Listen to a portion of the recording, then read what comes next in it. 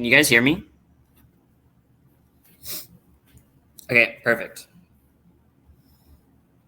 Okay.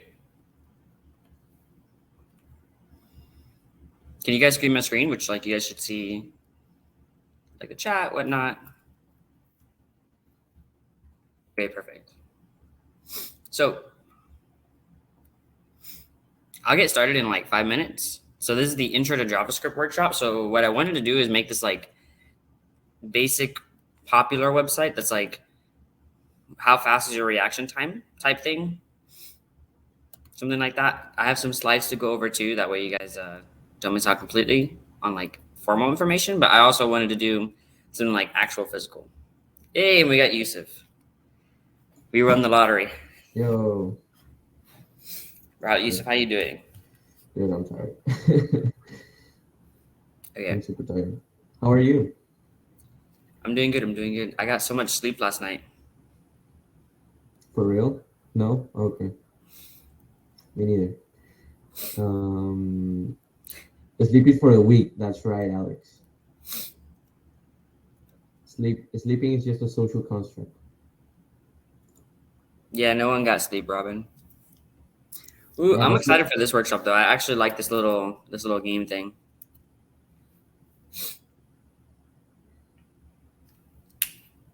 But I'll get started at 5 just to make sure everybody gets, because some people are still waking up. I know I woke up like just 2 hours ago or something. Yeah, so what we're doing in the workshop today is we're going over some slides that I've made, and we're also gonna make this little game, which is simpler than you think. There's like a little lapse. So that time I purposely lagged behind. My reflexes at 1.4 seconds, or else I wouldn't be driving. It's scheduled for 1 hour, but I don't think I'm gonna take that long. I don't want you guys to be here for like the whole hour. If all you need is to just learn some JavaScript and use your hackathon project, I want you guys to be able to take home something or get some like experience with it. That way you guys can apply it. Good morning. Good morning for everybody that's coming. I'll start at 05.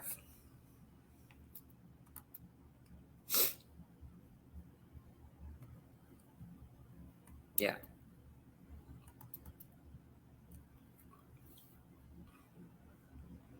You know, I should test how fast my reaction time is. I don't think it's going to be that great. But yeah, like 0.29. We have boiler code to download. I was like DL. I was like Dominican longitude. I kept on thinking of the DR. I don't know why. Or going from scratch. We're going from straight scratch, and it's like it's not that much. It's like 80 lines of code, and we don't even have to write half of them because it's like half of them is ending tags and whatnot. So it's going to be like really simple, but it's going to get you like hands in JavaScript, so you guys get a feel for it. I tried to include like I think this covers like a lot. Like it covers like timing out functions and just like basic events. Also like changing your event depending on what. Look, I just noticed I never even changed start. We're also going to change the word start to end. So that's something else we're going to do. I just thought of.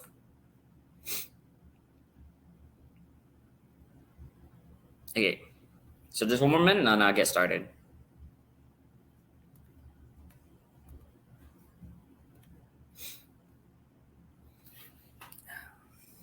What IDE are you going to use? Well, I'm not going to use an IDE, but I'm going to use Visual Studio Code.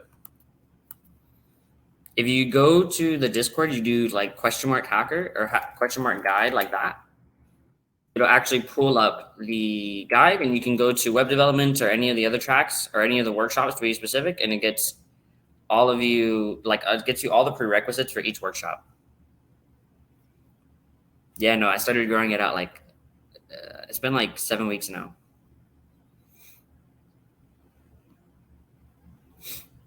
Okay, so it's 05. So I'm going to get started. So I'll close this example because we're going to be making that. All right, let me start with the slides real quick. So welcome guys to ShellHacks JavaScript Workshop. So here's like a quick slide. What's JavaScript? JavaScript, it's actually got a long history. I can't believe one time it was named LiveScript. JavaScript's actually misspelled. That's so embarrassing. That's fine. No, it's not misspelled, but So JavaScript is actually a deal between Sun and Netscape, and then they named it JavaScript rather than uh, all these other names. Actually, I didn't list all of them, but there's more names that it was going to be called. JavaScript is also used in many frameworks like React.js, which I have a workshop on like right after this, and it's used in Node.js because Node.js is like the runtime environment for it. You also got like Next, Gatsby, Svelte, like a bunch of languages just use JavaScript as its core fundamentals for that framework. So JavaScript has 7 primitive types. It's actually just got its 7th one recently. It just got its 7th one well, not recently anymore, like right before COVID, so like 2 years ago now, which is big int. That's like the newest addition. But you have like your basic types: number, string, boolean, null. So you also have types and operators. So most languages only use like equal equals and exclamation mark equals for comparisons.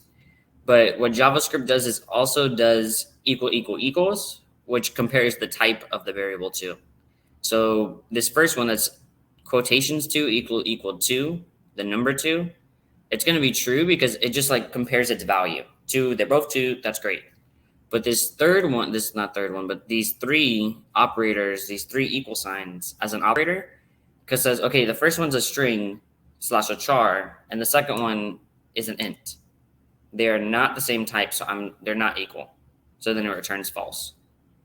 So like that's one of the cool things about JavaScript. Usually like your IDE or your Visual Studio Code or your text editor will like throw a fit if you use equal equals for some reason, even though like sometimes you want to use it, but it's not that big of a deal. If your code's not working, it might be because you're using 3 equal signs when you should be using 2. So the program structure of JavaScript is pretty similar to like pretty much every other language that you probably used. I guess in terms of like Python versus Java and like big languages, it's most similar to like Java, and the fact that like the syntax is pretty much the same. You call methods. The main difference is it doesn't have as much boilerplate, and there's more stuff you can do, and there's some stuff in Java that you can't do in JavaScript. But that being said, JavaScript is not related to Java at all. Like they're completely different. It's named JavaScript because Sun, which is the people that have Java, made a deal, and now it's named JavaScript. It's kind of like they wanted stuff to be named Java more. Don't know why, but it's not actually directly related to Java. They're like completely different technologies. Also, Yusuf, if I'm like missing a question, just let me know. Yeah, I got you. Okay, perfect. Where was I? Okay, object types. So in JavaScript, we have 3 object types. We have functions, arrays, and objects. A cool thing that we use in JavaScript is called arrow functions. In Java, they're called lambda expressions. Python, I don't think, has like a specific equivalent. If Yusuf can like correct me. So like arrow functions. Wait, what? Error functions? Arrow functions. Like it's like a function and an arrow. Does Python have an equivalent? Yes, it's lambda functions. Lambda functions too. So the same thing as Java. Yeah, which we could actually consider an object rather than a function in JavaScript. Yeah. Also, Justin is asking, are objects similar to structures in C? They're kind of, but they're not the same. And it's because C is it's a functional programming language, and JavaScript is an object-oriented programming language.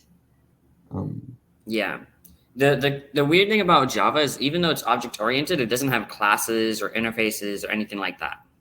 The closest thing that we have to a class is that when we make a function, it actually, like when we call it, it actually creates like an object for us, which is weird. It's like every function's a class, but usually they're not used like that. Usually they're just used to modularize our code. Also, like objects, you can think of them like dictionaries in Python kind of, because like each object just has a bunch of keys, which are just like raw keys, like a string or something. And then each of those keys have a unique value that can be anything. So it's like a dictionary, but the value can be anything. If you want to like make a comparison with objects, because they're not made with actual classes. You can make a generator function or a function that creates an object for you. But usually you do that. You wouldn't do that too much because in web development, we don't use data structures like that unless we're solving like a particular problem or doing a very particular thing. So we can use functions to take a piece of code and run it elsewhere. We can also use arrays, and they have indexes just like Java, Python, every single language with arrays. Like this would be the 0, this would be the 1, this would be the 2. And finally, like I was telling you guys, objects, they have a key and value pair, but we didn't have to make all of these strings. We could have made to 2024 an int. That would be perfectly okay. It's not like a set data type that the values have to be. We could have made it even another object if we wanted to. So that's something to keep in mind when you're using objects. And as well, like when you do a function, all you have to do is like change these variables, and the object it returns would like have those variables if you wanted to. Although that's a little complicated, and it's like a niche case. I'm trying to teach you guys something applicable for the hackathon. So let me get into the actual code. Okay, so if you guys want to follow along, which is like the goal, you guys should open Visual Studio Code, ignore all this code. I was actually still like testing some out, and I'm making a new folder just for this. The demo is the demo. So this new folder, you guys should have the welcome screen. I closed it, nothing in the folder, and it should be in a place where you know where the folder is. Zach, quick question. They're asking, can you show the resources requirement? Yeah, I can show the resources. It's more like I can even like copy paste them.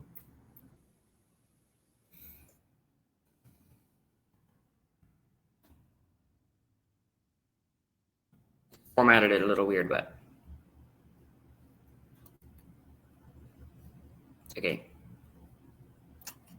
no problem. So you guys should have Visual Studio Code open by now, hopefully with a new folder. We're going to make a new file by right-clicking New File. And to test all of our actual website, we need a website. So you want to make an HTML file, and we're going to use a code snippet just to speed this up a little bit. So if you type in HTML in your Visual Studio Code, you have an Emmet abbreviation or Emmet snippet. Go to the :5. You can even type :5. And once it's like this, you have to click Enter. Once you click Enter, it's going to automatically make a HTML document. We went over this in the intro to HTML and CSS yesterday or this morning. But you don't need to focus too much on this. I'll tell you guys what to do for this part. So I'm just going to kind of skim over this. I'm going to name it like random background. You guys can name it whatever you want. If you guys attended the HTML CSS, add all the SEO if this is for your hackathon project. And inside of our body, which is actually a web page, we're going to have a couple things. We're going to have a H1 that's like, what's your reflexes? What's your reflexes? I think that's how you spell it. We're also going to have a H2 that's like your time is, but like it's going to have some welcome message in the beginning. So click the button to begin, and we'll have a button. And the button will say start. Okay, so we should have these main 4 key elements that we're going to use: body, H1, H2. For each one, we're going to assign it an ID. So for body, we're just going to give an ID of body. For H1, we're going to give it an ID of title. For H2, we're going to give it a body or ID of like error, because it's going to be their error or their delta. And then for the start button, it's going to have a ID of BTN. That way we can access all 4 of these in our JavaScript and inside of our CSS. Okay, so I will right-click Reveal in File Explorer to open it. And if you guys open your website, you should see this very fashionable website right here. Nothing too fancy so far. Yeah, let me type. Yeah, it's definitely, yeah. Ian already said it. HTML:5, and then you click Enter. Okay. So next thing, Now that we have like the HTML done, let's actually style it first before we get into the JavaScript. So we'll make an index.css file, and we'll target first the body. So what this means is, I'm not going to go over this too much because we went over it in the other one. But we're targeting the one with ID of body. So we're targeting this specific element, and we're styling that specific element. So by default, the body has a margin of like 8 pixels or something. So we don't want a margin at all. Also, by default, the body doesn't take up the whole screen. It just fits its content. So what that means is it's only taking up like right here to over here. But in actuality, we want it to take up the whole screen because we want it to have like a red and green, like big. So we'll set height and view height. I switched them to 100 view height and height to 100 view, width to 100 view width and height to 100 view height. That's what those units mean. That means like what the user sees. So if I minimize the screen, the view width and the view height changed. So it's like responsive in a way. Okay, we're done with the body for now. But let's go on to the title. The title, we're gonna like increase the font size.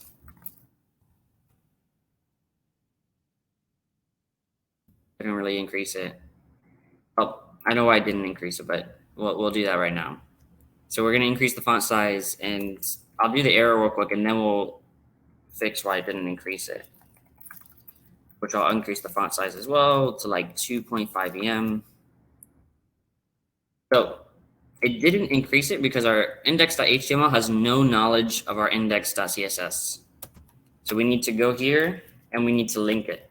How do we link it? We use the link tag. It's pretty self-explanatory actually. Is it src for link still? Just get it inside developer link style sheet. I believe it's rel. No, it's href. Okay. SRCs only for JavaScript files. I'm so used to doing React. You never need to do this. It simplifies it a little bit. But okay, so let's point it to the index.css. If we go to our website, we refresh it. We look at inspect. We look at sources. href.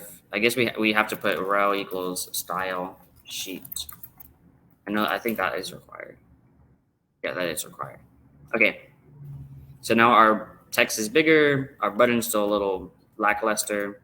So all I did was add this line, which not too complicated, but it might look a little alien. We're linking the style sheet, which is our CSS file. href is like some link. Okay. So let's style our button. Our button right now has the text super small and the text is like kissing the walls. So let's add in some padding to make the text not kiss the walls. And then like that, we can add some font size.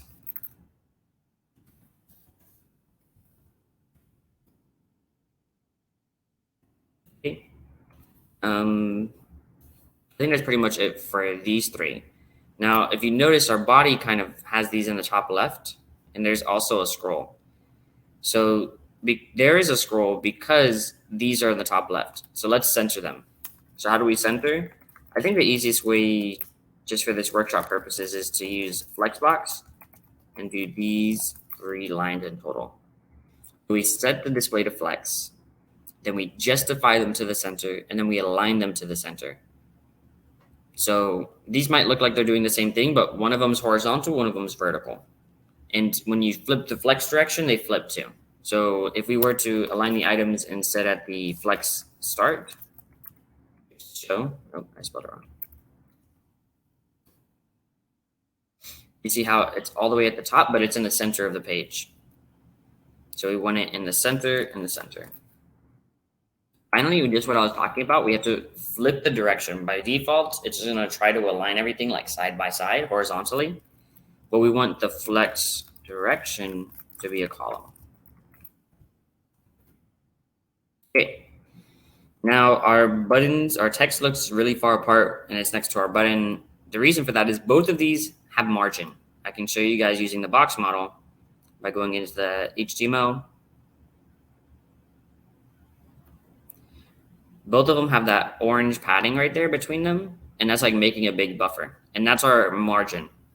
So we need to reduce the margin on one of them. So we can go here, we go margin top 0, because that's the one on the bottom. We save it, it's a little closer. Okay, so let's go here and let's go margin bottom, set it to like 0.5 em. Now they're like a little closer, and we can even set this one's margin bottom to be like 1.5 em. Oh, Zach, real quick. They're asking in the chat, I don't know if you answered this already, but VW and VH will change the width and height based on the screen size? Yes. Okay. VH and VW will both be view width and view height. So the viewport or what the web page is displaying. Someone Okay. also asked, what is EM, I think? And they're also asking, Oh, am I moving too fast? No, I'll slow down. Okay. what is the extension that you use to type HTML:5 and bring up the whole thing? Is that built in? I think that's built in with the. Yeah, that's built in. There's no extension in particular that enables me to do that. Visual Yeah. Studio Code comes with Emmet abbreviations. So I'll slow down. I didn't think about going too fast. That's my bad. So also, I wanted to type it all so you guys can like kind of type it while I'm talking. So I was like gonna leave this up and then like talk. So EM is a relative unit. What that means is like whatever is parent of the title. So in this case, our title has a parent of the body, has a default font size. Everything has a default font size. This says to use 3 times that default font size. The default font size in this case is 16 pixels, I believe. So 3 times that is 48. We could just put 48 pixels, but then it's not going to be responsive if we zoom into the page using like Control Plus and stuff sometimes. Like doing this way, it's actually going to be responsive rather than sometimes it's responsive, sometimes it's not. That being said, I switched to pixels here. It might sound confusing, like why am I using pixels now? Why not just 1 em and 2 em? Because if you do that way, your padding is going to scale. It's kind of like going to be exponential. Your font size is going to scale, and then the padding is going to scale with it, and your padding is going to get way too big. Padding is a little different than font size. That we don't want the padding to like increase astronomically. Maybe a tiny bit. Maybe we can improve it by doing a tiny bit, but we don't want it to like increase a whole ton. We want it to kind of stay constant and get that like the 32 and then 16 on top. How do you open it up in the browser to see it? That's actually a good question. I didn't go over that. So I right-click the file and I've revealed in File Explorer. It might sound a little different in Mac. I don't know if they still call it File Explorer in Mac. And then once you have the HTML file, you're gonna double-click it. When you double-click it, it might look like this. It's like, how do you want to open this file? I chose Google Chrome. I select always with this, and that's how I opened it. You can also like type the whole path in like straight up here with the starting a file with 3 slashes. Either way, it'll open up in your browser. How do I create a new folder? I will go over that in a second. Let me just read the chat so I'm not too behind. I have an extension live server, side-by-side code. So I just made it HTML file instead of an HTML. You need to open HTML file. Okay. EMMPX, EM is relevant to that fixed amount. Okay. Empty rule sets. Yeah, so that's not an error in particular. What that means is if you have nothing in here, I'll actually simulate it for you. It'll be like, hey, don't use empty rule sets. The reason for that is it's like useless code. It's like, hey, it's saying delete this. But we're actually going to put some stuff inside of it and it'll remove the warning. So I wanted to go over how to create a folder. Because my H2 and button vanished.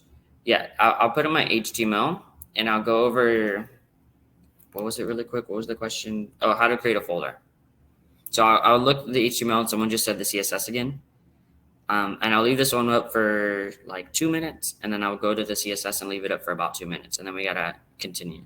So to create a new folder, when you open up Visual Studio Code, it's gonna have like open folder on the left, or you can go to File, Open Folder. When you go to File, Open Folder, let me try not to block the code. When you go to File, Open Folder, you can navigate to like your desktop. You can go to your desktop. You can either go to your desktop directly and create a folder. You can right click here, new folder, name it whatever you want, and then select folder. I'm not going to do that because then I'm going to lose where I am right now. But that's how you create a new folder to start. Then we right click over here, new file, index.html, index.css, and to start HTML5.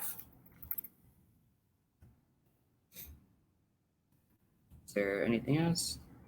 Can you see how you look sync the CSS? Yes, the link tag. Oh my gosh, the chat's so good at exactly the link tag. This tag right here on line 9, put a red dot, links the CSS with the HTML. Soon we'll add the linking for the JavaScript file after we add the JavaScript file, of course. No, that's good. Okay, let me show the CSS for like 2 minutes. I think at like 29, then I'll continue with the JavaScript. The JavaScript is like supposed to be the whole part of this, but the setup and how it integrates into it is actually really important. If you don't have the setup for it, then you're just not gonna be able to do anything. I missed the body of the HTML. Yeah, if you guys can take a screenshot, because I'm going to move on.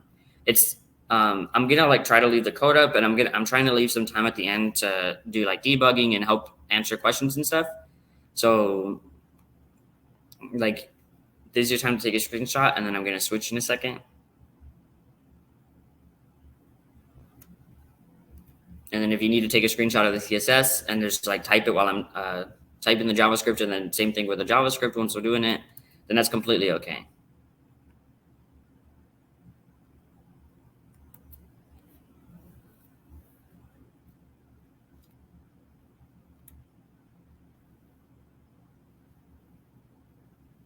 I just leave this one up for like 1 more minute. It's kind of like a lot of numbers to copy and whatnot. But like if I'll put some like spaces. Hopefully that helps a little.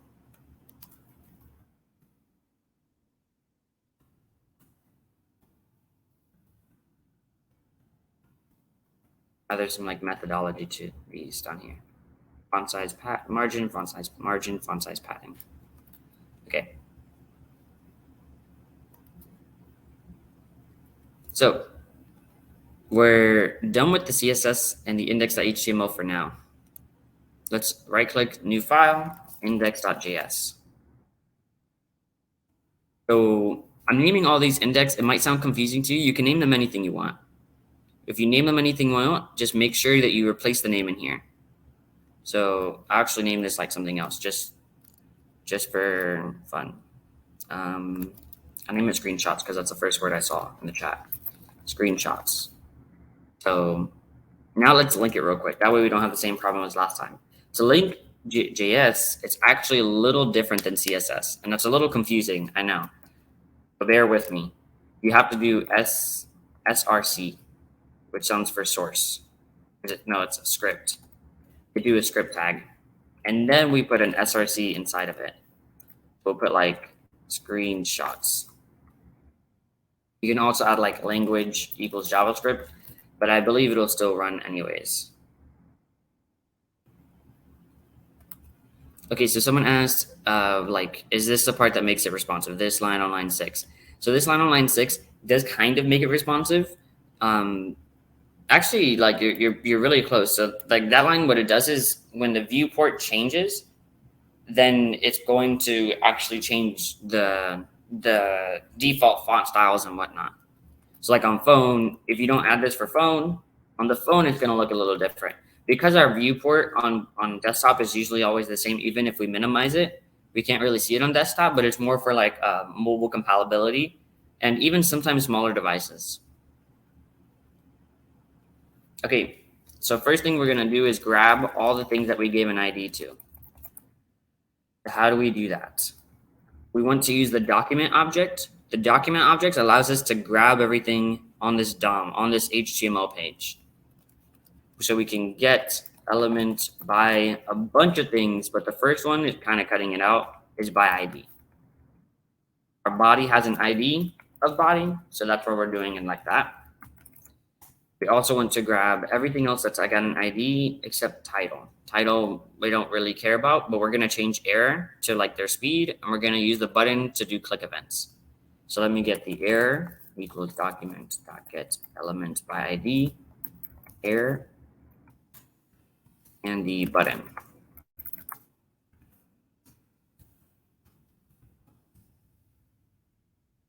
Okay, so I grabbed all three of them. I can use them in my code now. But what are we going to do first? So the first thing, like how the website first starts, is when you click this button. So let's do something with the clicking of the button. No, we don't write the meta anywhere in particular. You actually don't need it. I could delete it. I could actually delete a lot of the stuff that it auto put, but it's just for like compatibility and accessibility. So we'll start with something with the button and clicking. So we'll add a click event to the button. There's two ways to do this in JavaScript. So you could either do like on click, or no, it's click, I think. Yeah, click. You could rewrite the click or on click method, but the way I prefer is add event listener. When we add event listener, we're like, okay, add this event listener. The event that we want to listen to is the click event, and then we give it some function. So in JavaScript, like I was saying, we also do arrow functions like this, which look a little funny, but we can do, I'll do a regular function just this time, and then I'll use the like arrow function sometimes. So here we're just like putting in a function. We're saying, okay, every single time the button is clicked, we want to run this function. So what do we want to do when the button is clicked? Well, when the button is clicked, the background should turn green. So the background should turn green. So the body should somehow get a green background. So we have to do that with CSS, but we can set the CSS for the body inside JavaScript. So this is setting the style property, which is like some CSS of the, it says it right here, element CSS inline style of the body. And we'll set it equal to background color green. You don't have to put a semicolon. But if I go to the website, I refresh to load the button again, I click the button, it should set it to green. Okay, so that's a common error. So when I just load the website, it's like cannot read properties of null. It's like, what? Why can't it need properties? Well, the reason for that is it's running this code before our page actually like this is literally higher up than the body. So this gets ran, it tries to look for these things, but they don't exist yet. So we need to either move this to the bottom of our page, or we can add the defer attribute to it. When we add the defer attribute to it, we reload, we're not going to get that error. We can click start and it'll turn the background green. Okay. So if you guys have any questions, just ask in the chat. Yusuf will notify me of them. Like if I'm going too fast or anything, like please like speak up. This is definitely for you guys, not just for me to like kind of rush through it. Okay, somebody asked, what did you do now to turn it green? So what I did to turn it green was this exact line. So every single time they click, everything inside this function gets run, everything here. So this specific line sets the style of the body to background color green. So this is combining technologies. This segment right here is CSS. What you can also like kind of compare this to is we can actually set the style here directly. And we can set like, for example, background color brown. If we reload the page, it's going to start brown. This is called an inline CSS. And we can just use it in JavaScript. It's like we can set it in JavaScript. So we set what it's equal to. So just in case, just to show this brown object or this brown example, when I click start, it's going to override it to green because we reset the style. Yeah, they're also asking if you could go over the defer once again. Yeah. So defer means that it's going to load the body. It's going to load everything here and then do our file, even though our file is above it. Our file should be ran first, because if we don't do the defer, our code is going to try to get the element by ID, but the elements just don't exist. There's nothing being displayed. So we want to defer our script. We want it to run after the body has displayed.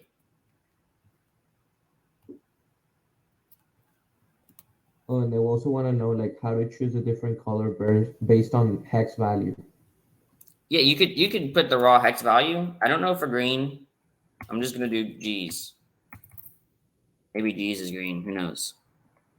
When I click start, there's no G. Oh yeah, you're right. It's A through. Yeah. If you do all Fs, then is what, white? Yeah. It's white. Okay, I'll do all B's. That'll display like gray. Good, great. You can just put your hexadecimal code right in here. I'm just doing green and red for this example. Someone asked, why does the curly end with that? So the function ends here, but then our method call ends with the parentheses. By default, we kind of stack them. It looks a little confusing maybe in the beginning, but it just like reduces it to one line. That's basically what it is. But really, this is like a function. Look at it like this. Like we're calling something. Second argument is a function, and then we're editing our call. Okay. So let's get going with the actual functionality. When we click it, we want to set it to green. Let me put back my function like this. Oh, it's just a little smaller. When we click it, we want to set it to green. And we also want to do like some type of timer.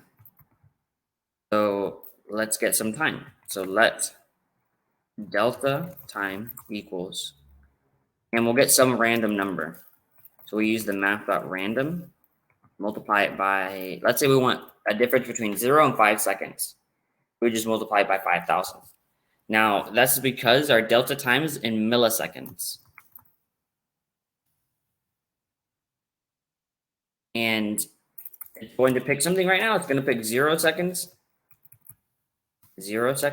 to 5 seconds. But I actually don't want that. Let's say I want 2 seconds to 7 seconds. Right? Then what we're going to do is we're going to add 2,000 here. So the minimum it can be is 2,000, and the maximum it can be is 7 seconds, which is 5 seconds after 2,000. So like 5 plus 2. Remember, this is in milliseconds. These numbers are milliseconds, so we have to divide them by 1,000 to get regular seconds. So this delta time is going to be like when the screen turns red for them to actually click it again. So how do we like wait a certain amount of time? Like we want to wait these amount of seconds until we flip it and make the functionality of the website change a little bit. So we want to set timeout. So what set timeout does is that we give it a certain number. So we'll give the number here, delta time, in milliseconds, and then it will run the function of the first one. So we could do function like this. We can do that. But I'm going to switch it up just so you guys get a little more exposed. And I'll do an arrow function, which looks really similar to a function, I hope. Like it's got the same parentheses, except it's just got like a equal sign and then greater than, and then the brackets. So just for example, if we were to just log, hey, this is after some time. We go to our website. We refresh the page. We right click. We click inspect. We can go to the console. When we click start, it's going to be green after some time. Hey, this is after some time. Yes, I don't think Yeah, it's not compulsory. Like I didn't add it here. I just add it by habit, but we can remove all of them or keep them. It's up to you. After some time, what do we want it to do? We want it to change it back to red, right? That's the base functionality of this like game.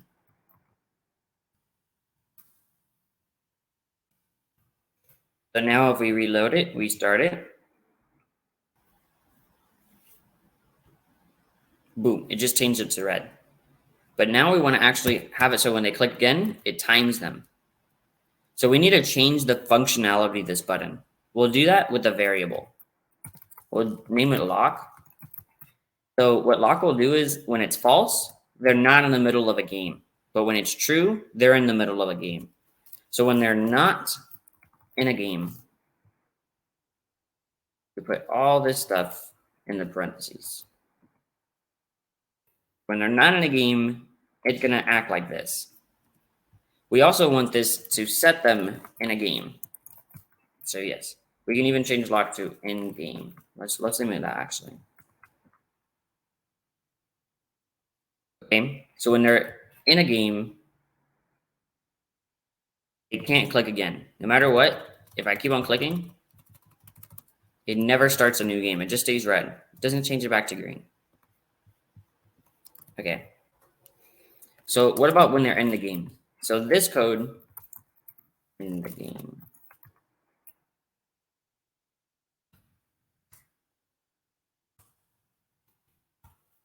So when they're in the game, first off, we want to test if we've elapsed all the time that we should. So like it's been the delta time. So how do we do that? Well, we only have access to delta time in here, in this little scope. So actually move delta time out here, and we'll rename this to delta time.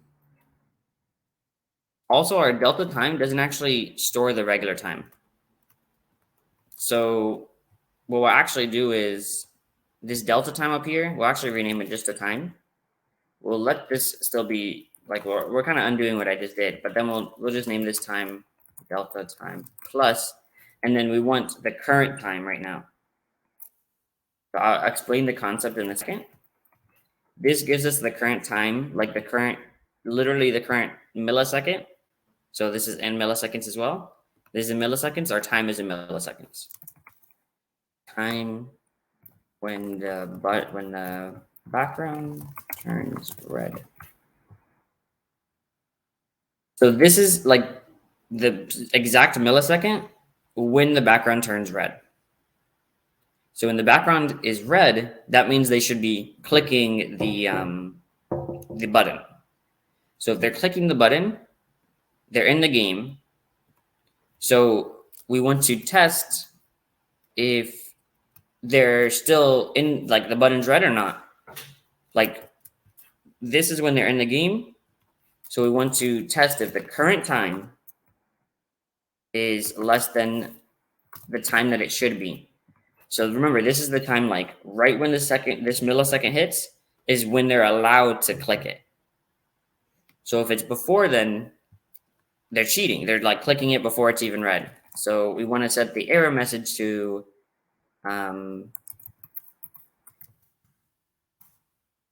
you cheated. Play again.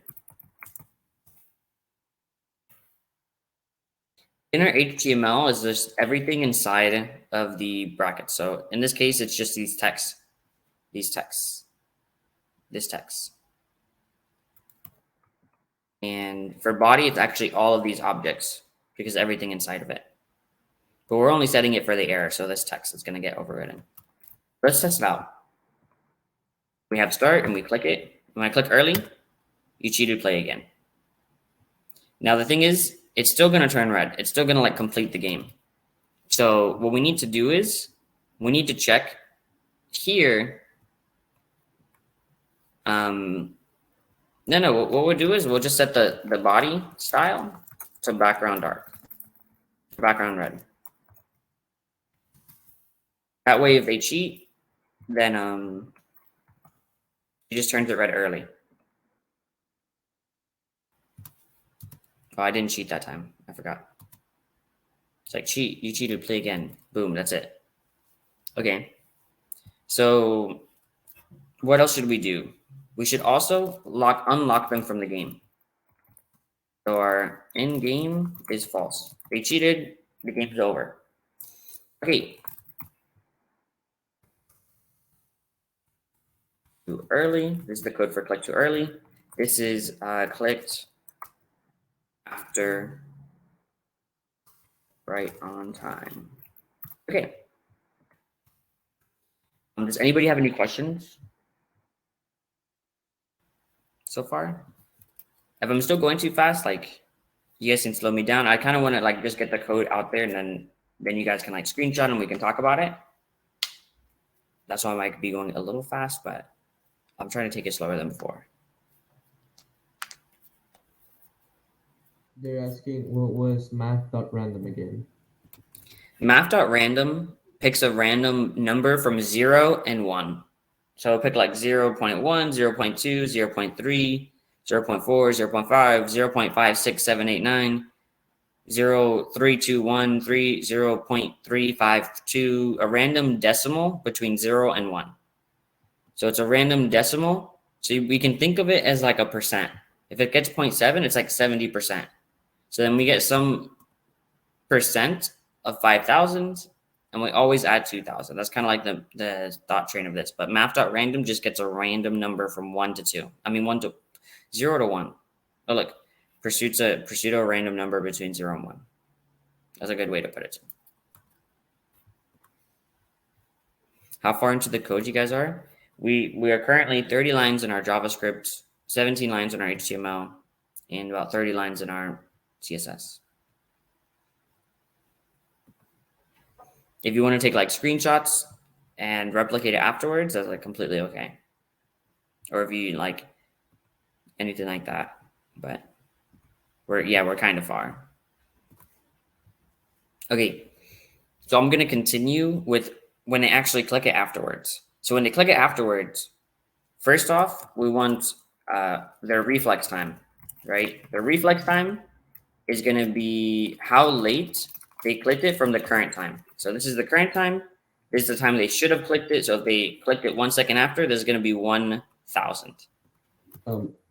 Zach, quick question. They're asking why are you using delta time? Why can't we just take the difference between the day.now depth between 2 clicks? Delta time here is just a random time that we want it to change and wait. Oh, I see what you mean, because we would need to know delta time then, because we want to like know when they're clicking too early or when they're clicking afterwards. That's why I just don't do the difference between two, because we don't know when it would start. Yeah, I can put the HTML for a second.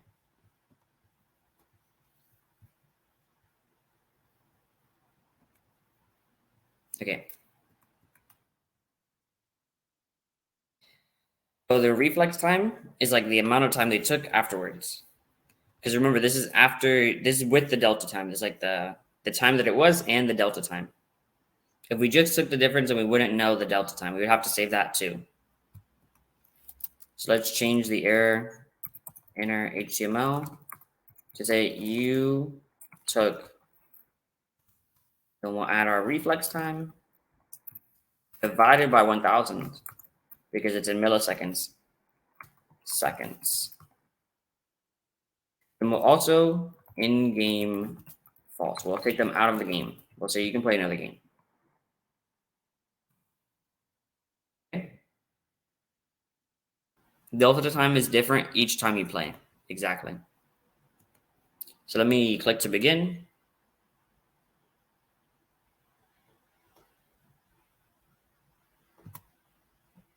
I took 0.39 seconds. Okay, let me click to begin. Oh, I took 0.39. It's a really long decimal. It's really ugly. So what we'll do is we'll wrap this division in parentheses and we'll do 2 fixed. And we'll say that we want it to 4 decimal places. So I'll show an example of that really quick. Like what it did. And it puts it to a nice 4 decimal places. Okay, so there's some features missing. Like when we click start, it doesn't actually do like any animation. Also,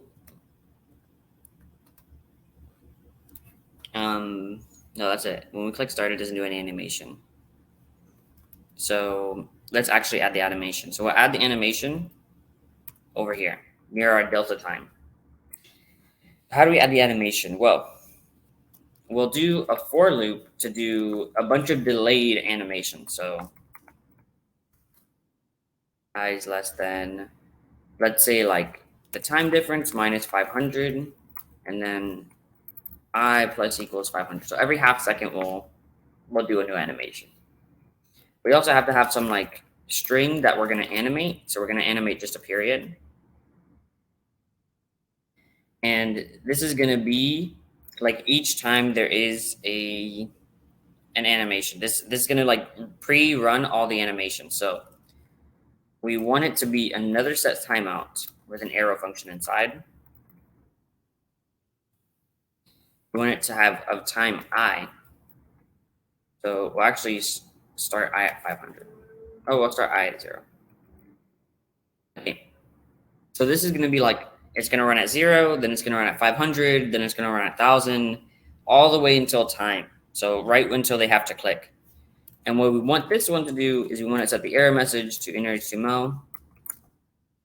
It's going to be like, but you took, so you took, but then it's just going to be the period, so the text. Then we want to increment the text by 1 dot. Oops. Increment the text by 1 dot. Then we want to test if the text is 4 dots, because that's just like too much, and we're going to set it back equal to 1 dot. I also forgot a plus sign here.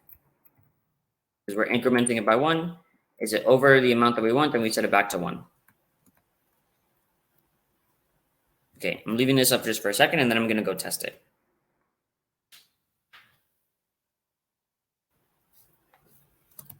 Okay, so if I refresh the page first, click start. Oh, refresh the page. Click start. Oh, my web page broke.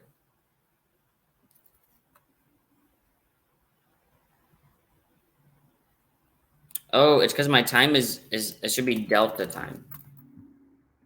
Yeah, that'll most likely make it break. It's gonna run out a lot. Okay, let me refresh the page. Let me close it. It's like broken. Okay, let me open. No, I don't need it. But so make sure you guys to put delta time, or it's gonna like crash the website, because it's gonna add like a bunch of set timeouts, and it's just not made to. It's gonna run like 1,000 of them or something, or like more than that. Okay, so now if I click start, it does a nice little animation, and it stops right when the screen turns red.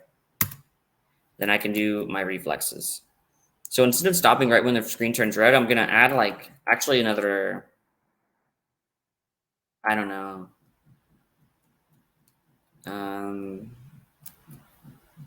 500 or something.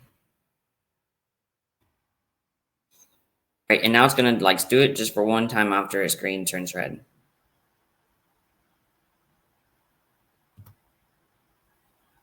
And boom. We now have a reflex game that we can just keep on playing over and over, stuff like that. We have 5 more minutes, so I wanted to, can we screenshot? That became a meme now. Oh, so is there any questions about this? Do you guys need to look at any particular sections or have any questions about it? I'm trying to show it now so you guys can screen share or screen capture, anything like that.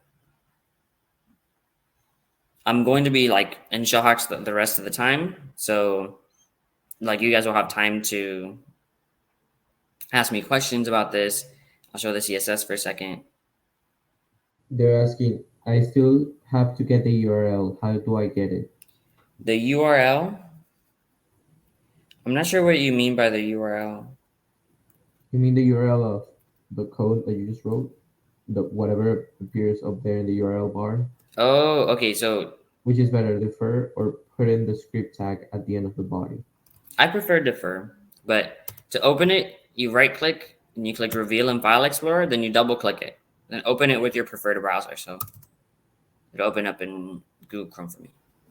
That's how you open it in the browser. It's gonna have a different URL for everybody because this is specifically my name, my path to this website.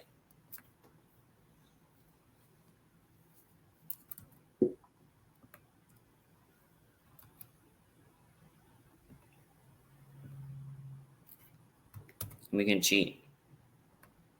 Oh, look, that's an error. When we cheat, it continues doing the UTUC. So let's actually fix that. So let's go here. And if in-game,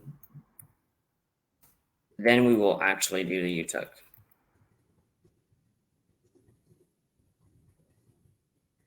So if it's in the game, we'll do the UTUC. And we'll put a cancel here.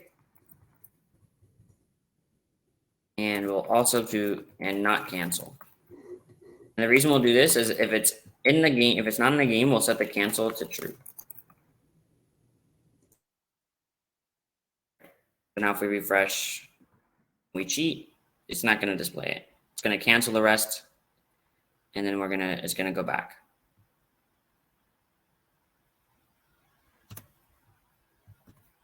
Okay. We can access the video slides after the hackathon is over. Can you show the HTML file and CSS? Okay, so here's the HTML. The workshop, I'm going to end it in about like 1 minute. So I'm going to show this for this small amount of time, sadly. And then the index.css.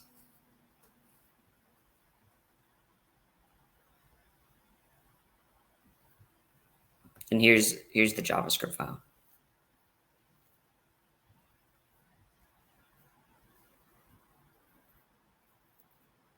Okay. So if you guys have any questions, like DM me or ask in the web development on the ShellHacks Discord. And thank you guys all for coming to the Intro to JavaScript. Hopefully you guys learned something. Hopefully like you guys can take some of this to your hackathon projects. And I hope you guys have a great project.